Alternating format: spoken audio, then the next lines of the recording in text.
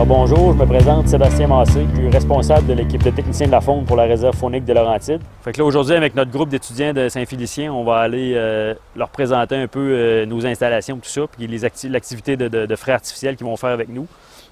Dans un premier temps, là nous on a présélectionné les femelles qui étaient prêtes à frayer. Fait qu'on a un bac de mâles, un bac de femelles avec de l'anesthésiant. Fait qu'on met à peu près entre 5 et 10 femelles par bac. On attend à peu près 10 minutes. Quand ils sont bien endormis, on sort la femelle du bac d'anesthésiant, puis on va la tremper dans un bac d'eau propre, d'eau pure, qui n'a pas eu d'anesthésiant dedans.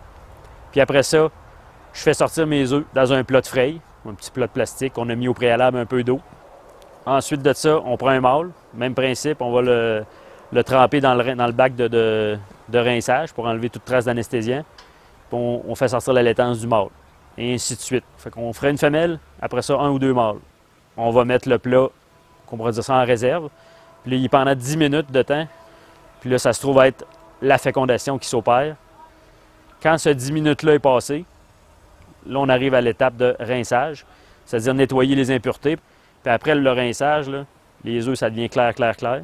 Quand cette fécondation-là est faite, fait que là, on les met dans des chaudières avec de l'eau, à l'ombre. Puis là, ça va être la période de durcissement, de gonflement. Parce que nous, on veut savoir le nombre d'œufs qu'on a frayés. On fait un décompte, mais le décompte il est basé à partir du volume des œufs. Quand ce 2 à 3 heures d'attente-là est fait, là, on procède à notre méthode de comptage. On place les œufs dans une règle. On compte le nombre d'œufs dans cette règle-là. Ça détermine le nombre d'œufs au litre. Ensuite, on calcule le nombre de litres d'œufs qu'on a. Puis ensuite, c'est comme une règle de 3, c'est simple. Quand on sait le nombre d'œufs qu'on a, bien là, on est capable de s'ajuster combien de boîtes on va mettre, combien de couches, combien d'œufs par couche on va mettre. L'astroturf joue le rôle du gravier. Ça laisse passer l'eau facilement. Il y a une bonne oxygénation qui se fait au niveau des œufs. Ça aide au taux de réussite et au taux d'éclosion.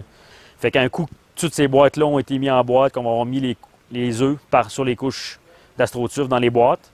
On va aller implanter ça dans les cours d'eau, dans le cours d'eau qui nous intéresse. Quand on parle de reconditionner, puis souvent, ou les ensemencements qu'on fait, c'est soit qu'on vient en support justement pour améliorer la qualité de pêche sur ces plans d'eau-là. Puis quand on fait des aménagements, c'est ça, c'est s'assurer que physiquement, le plan d'eau, il y a un bon site de recrutement pour les générations futures d'ombres de fontaine, puis pour les pêcheurs qui vont utiliser ce plan d'eau-là dans le futur aussi.